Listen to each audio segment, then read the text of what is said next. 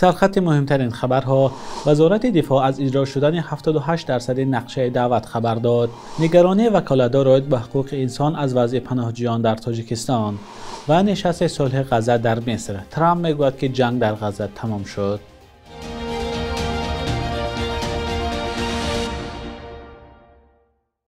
سلام بینندگان عزیز، تازه ترین خبرهای تاجیکستان و جهان را از استودیوی دوشنبگی رادیوی آزادی تقدیمتان میکنیم. امروز 14 اکتبر سال 2025 است. وزارت دفاع تاجیکستان از اجرای 78% نقشه دعوتی تیربان‌های جوانان به ارتش کشور خبر داده است. به اطلاع وزارت، دوام 10 روز اول دعوت قریب 30 شهر و ناحیه نقشه را پورا اجرا کردند. طبق اطلاع رسمی از میان منطقه‌های تاجیکستان، ولایت مختار کوهستان بدخشان 100%، ختنان 91، ناحیه تابع مرکز 72، سوخت 64 و دوشنبه 71% نقشه دعوت را اجرا کردند، در حالی که وزارت دفاع از زیاد شدن صف جوانانی که اختیاراً به ارتش میروند تفسیر کرده است. اما ساکنان بعضی مناطق‌های کشور از فشار مقامات شکایت دارند. از جمله اخیراً ساکنان بعضی جماعت‌های شهر اسفاره شکایت کردند که مقامات برق چند دهه را پره قطع کرده طلب نمودند که فرزندان خود را به ارتش فرستند. مقامات این شکایت را رد کردند. در اطلاعیه رسمی وزارت دفاع درباره جلب مجبوری جوانان به خدمت چیزی گفته نمی‌شود، ولی دوام یک ماه اخیر چندین حادثه بازار و مجبور به خدمت بردن جوانان در شبکه‌ها راه یافت. نمونه اخیرش صدمه با اشتراک کارمند کمیسریت ناحیه واسه می باشد که 22 سپتامبر امسال رخ داد. فاجعه هنگامی رخ داد که کارمند کمیسریت حربی یک جوان سن دعوت را بازار به ماشین سوار کرده با سرعت راند و با ماشین سمت مقابل برخورد. در این صدمه 3 نفر به هلاکت رسیده، 4 کسی دیگر مجروح شدند. وکالت‌دار رایت به حقوق انسان یا امبودسمن از وضع حفظ حقوق گریزه‌ها در تاجیکستان نگرانی کرده است. وکالت‌دار در گزارش سالانه‌اش نوشته است که در سمت‌های به دست آوردن مقام گریزه گذشتن از به قیدگیری موقتی، همگرایی محلی، شغل، تحصیل و گرفتن معلوماتنامه از جایزه است برای گریزه‌ها مشکلی‌ها جای دارند. این نهاد همچنین گفته است در تاجیکستان مکانیزم یا اصول عملی سازی همگرایی گریزه‌ها، گرفتن یاردم پولی و دیگر نوع کمک، اجرای پرینسیپ بیرون نکردن راه اندازی نشده است. امبودسمن به مقامات توصیه داده است که قانونگذاری به گریزه ها را تکمیل کرده برنامه دولتی همگرای پناهنده ها قبول کرده شود. در یک سال اخیر گزارش ها درباره بازگردانی اجباری گریزه ها از تاجیکستان به افغانستان زیاد شد. بر پایه اطلاع آخرین سازمان ملل در حال حاضر در تاجیکستان تخمینا 9000 پناهجوی افغانستانی به سر میبرند. دادگاهی در ولایت سمرقند ازبکستان مرد 27 ساله را برای اشتراکش در صف نیروهای مسلح روسیه در جنگ ضد اوکراین به 3 سال زندان محکوم نمود. در این باره سامانه یوز نیوز خبر می‌دهد. دادگاه ناحیه پختچین ولایت سمرقند گفت که ساکن محل سال 2021 با گناه قاچاق مواد مخدر در روسیه زندانی شد. سال 2024 او پیشنهاد مقامات روسیه را پذیرفته با وعده آزادی و پول زیاد به جنگ ضد اوکراین رفته است. دادگاه گفته است که این مرد بعد آموزش در قلمرو منطقه‌های لوهانسک، زاپاروژه، خرسون و کورسک در جنگ شرکت کرده است. او بعد مجروح شدن یک مدت در مسکو بستری شده، بعداً به ازبکستان برمیگردد و خود را به مقامات حفظ حقوق تسلیم میکند.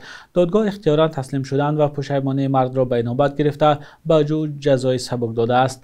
قبلا نیز در ازبکستان و قرقیزستان چندین نفر برای شرکت در جنگ روسیه علیه اوکراین به زندان محکوم شده بودند. با وجود خبر و حتی رویخط تاجیکستانی‌های کشته شده در جنگ اوکراین، مقامات تاجیکستان میگویند که یگان نفر را برای شرکت در این جنگ جزا ندادند.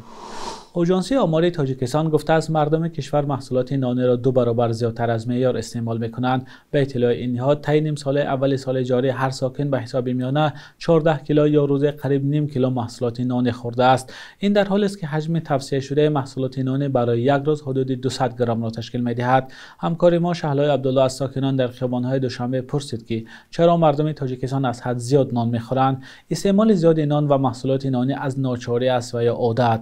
با هم ببینیم که ساکنان در این باره چی گفتند. همین در دسترخوان نان نباشه خیال میکنی هیچ نیست.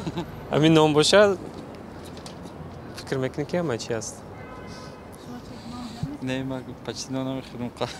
نمیخورم. نه من خودم واسه کم میخورم. نمیدونم. نان دوست میدارم.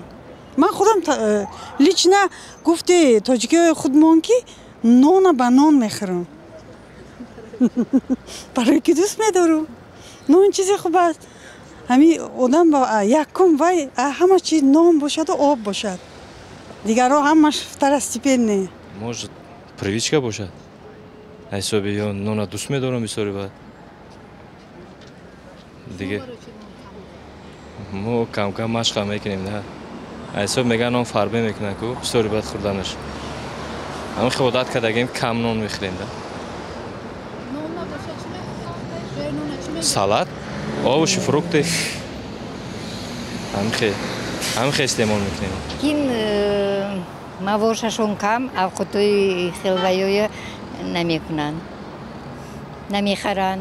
بعد نون ارزانتر، خوراکی نون، توپا، نمیخیل چیزایی میخورن. بس نمونم.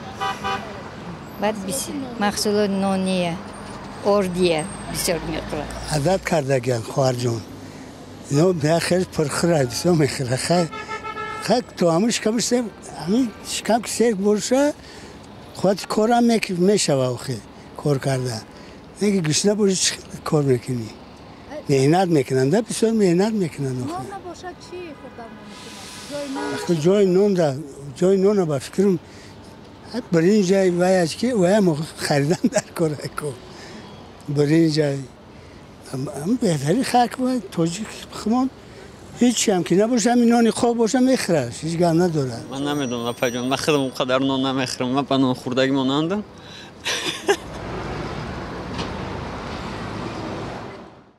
بینندگان عزیز، شما در این موضوع چی فکر دارید؟ لطفا نظر خود را در زیر برنامه نویسید.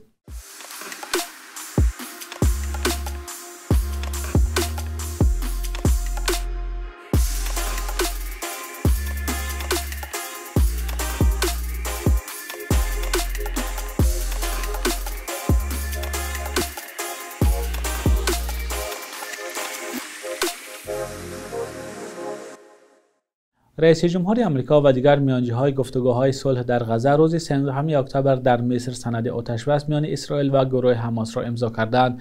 دونالد ترامپ با همراهی رهبران مصر، قطر و ترکیه در شهر شرم الشیخ بیانیه مشترک را امضا کردند که هدف آن تطبیق آتش‌بس و پایان دادن به جنگ در نوار غزه است.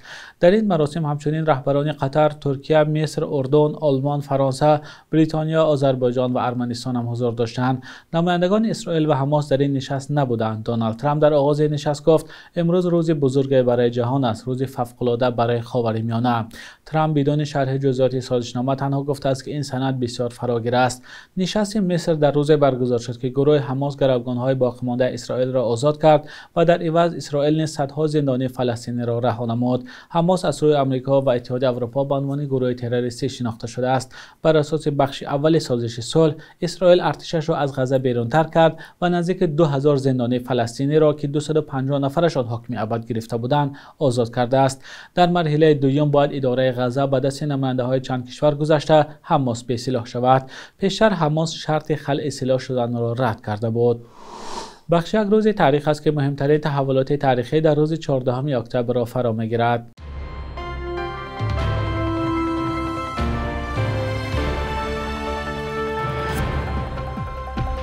14 اکتبر سال 1924 در هیئت ازبکستان جمهوری مختار شوروی سوسیالیستی تاجیکستان تأسیس شد.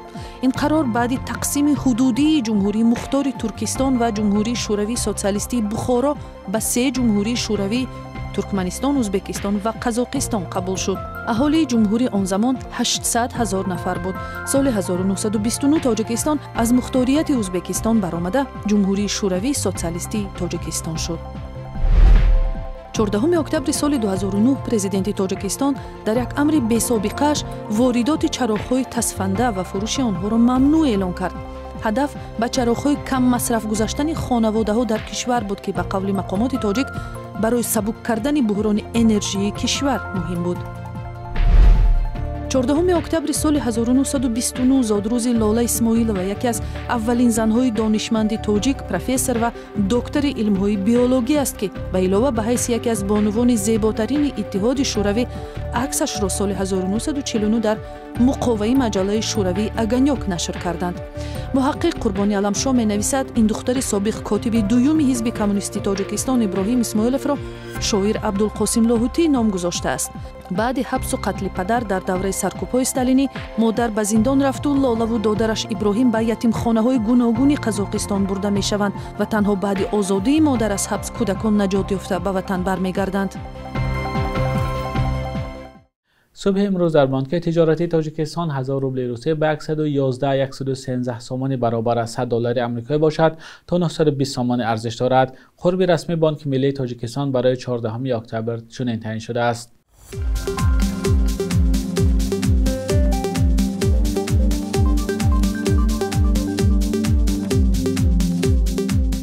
بینندگان عزیز، به پایان برنامه نوید بامدادی رسیدیم. تشکر که با برنامه‌های رادیوی آزادی هستید. خدا نگهدارتان.